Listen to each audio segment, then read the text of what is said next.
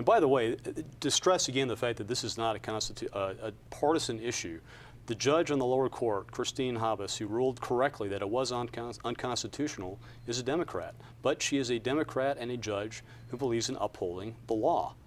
So great kudos for her in doing that. This is not a partisan issue. This is an issue of upholding the rule of law in our Constitution. And this court is out of control. Since 1992, the state Supreme Court has ruled against the Tabor every single time. In fact, in law, when it says you can only debruce every 4 years, they have said that 4 years means forever. And I don't know how they do this. And it's been amazing. Skills. You also tried to bring forward a quick thought on this one.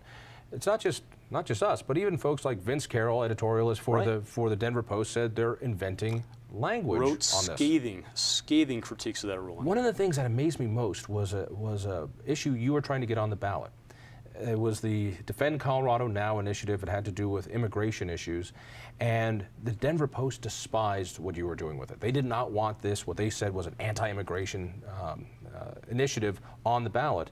When the Colorado Supreme Court at the last minute yanked you off the ballot, said that you had too many topics or too many subjects, even the Denver Post that despised this initiative you were putting on had to rip the Supreme Court one for playing politics. Give us the summary of that. This was June 2006. The Amendment 55 that we were working on, as I recall, that's how it was known, would have toughened Colorado's enforcement measures to make this a less attractive place for the illegal alien to come and call home. And in a transparently political move, when it was appealed from the title board as being in violation of the single subject rule, Chief Justice Malarkey assigned the writing of the adverse opinion to her colleague, Justice Alex Martinez, to make sure that it was an Hispanic judge writing, and this is sort of a Sotomayor empathy type move, writing that we were being unfair to, they said, in violation of the law. The implicit message is unfair to a class of people, Mexican Americans or Mexicans wanting to become Americans. And you're right, John, the invented rationale from Justice Martinez purporting to show that we were having multiple subjects was so flimsy and implausible that the Denver Post jumped on it. Governor Dick Lamb jumped on it. And Bill Owens. Oh, former Governor Lamb. Yeah, that's right. Former Governor Lamb, who was helping us run the initiative. Here you have Andrews, a Republican who had run for governor, Lamb, a Democrat who had been governor. We're of one mind on this thing. As you say, Matt, these things transcend partisanship. It's a matter of principle. Do you have judges writing the law and bending the Constitution to achieve desired result, or have you got a fair interpretation of the written language of the law?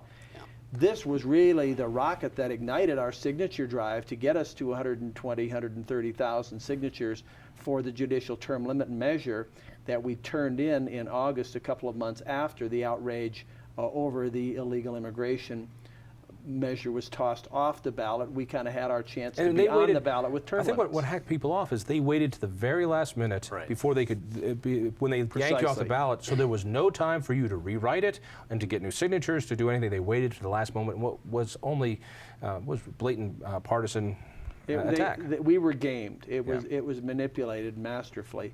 But what they didn't reckon with is how upset Coloradans were going to be, including influential voices such as the Denver Post, that who hated that proposal. They didn't wish us well on the substance of the proposal. Let me repeat this again, because this was so important. They didn't just wish you ill will. They wanted this thing destroyed. They hated it. And on some level, they must have been happy that the courts took care of it for you. But they were honest enough to say, this is wrong. This is messing with the Constitution. All right, those are two bad decisions. So two bad decisions. You know, that's no reason to yank these guys, is it? It gets a lot deeper. And the thing is, it's accelerating. The mill levy tax, let me get back to that one, because it's one of the, what I'd call the key three. I'm raising that now for what I'm calling the core four cases. There are plenty, but you have to concentrate on a few enough that people can actually pay attention, because otherwise you'd just be flooded with the bad decisions these judges are handing down.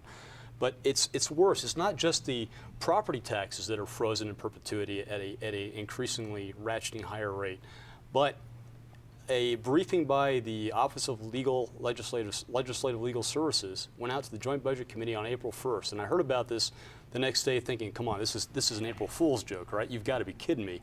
No, they came up with a list, and in small font, it comes out to be this long of a list of tax credits and exemptions that are now in the chopping block buried in that ruling. And it literally took hours for the first proposal of legislation to come out the gate, which eventually became law, which increased the tax on tobacco in Colorado, literally hours after getting that briefing that tax was through the gate. Without a vote. Again, without a vote, because they could. You can't. So that's the one case, and the ramifications and implications of that case are far greater than just your property taxes getting ratcheted up. That one really needs to be looked at in a lot more detail. But like I said, it's been accelerating. Another huge issue right now, people in Boulder are looking a land grab in the face. Well, a year ago, just over a year ago, June 2008, was the infamous Telluride land grab. Again, the Supreme Court invented words, violated actual legislation that our legislature had passed in reaction to the Kelo case, the national one, to at least rein in the worst abuses of eminent domain by municipalities and other governments around the state. Well, our Supreme Court decided that those laws did not apply. They came up with a very specious ruling to allow Telluride to seize property outside the city limits, by the way. So the upshot of this ruling is that any home rule municipality can, in theory at least, seize property anywhere in the state. Your home, John, is at risk by the city of Telluride or any other home rule municipality. That's just one. Going back November 3rd, 2008, and everyone right now should be paying attention to what's happening with your car taxes. And yes, it is a car tax, despite the fact that the Malarkey majority says it's a fee. Barber versus Ritter, and all this stuff is on my site, clearthebenchcolorado.org. It's very well documented. You can read a thumbnail sketch, you can read an executive summary, you can delve into the legalese if you so desire. But this was the Malarkey majority's case to say, well, when is a fee not a fee? When we say it is. And the gist of their ruling again is, it's a fee as long as the legislators say it's a fee when they pass it. You can spend it like a tax. Thanks to the justices, now our car taxes have gone up, what, $50 a year in each one. And the late fees, which you shouldn't have to pay in the first place, because a registration fee is to take your car on public roads. If you're not taking your car on public roads, you don't have to pay the fee. So how can you be late paying something you're not obligated to pay in the first place? Finally creating jobs, because off-duty cops now have to police the DMVs for people who are about ready to torch them. All right, these are a handful. We've only got a minute left. Do you think it's reasonable to expect that in 2010 there might actually be a debate over this, that justices would actually have to go out and, heaven forbid, campaign, maybe debate, and meet their constituents? In the final month of the 06 term limit effort, John, we noted that appeals judge Alex Marquez had barely gotten a positive retention recommendation. We mounted a hasty campaign to draw this to people's attention. It scared the daylights out of him. He was ultimately retained, then he retired. Saved face. I think we can make them campaign, defend their record. I think we can arouse the voters with the Tea Party spirit into 2010. Senator Andrews, thank you. Matt, thank you. Best of luck. It's Clear the Bench, Colorado. clearthebenchcolorado.org. Look for me late nights on 850 KOA. Tell a friend, and we'll see you next week. You jabba jab, bamboozle, nuka noozle, bippity bop, she-call. You jabba jab, bamboozle, nuka noozle, bippity bop, she-call. I mean, you keep on talking, but you don't know where to turn it off.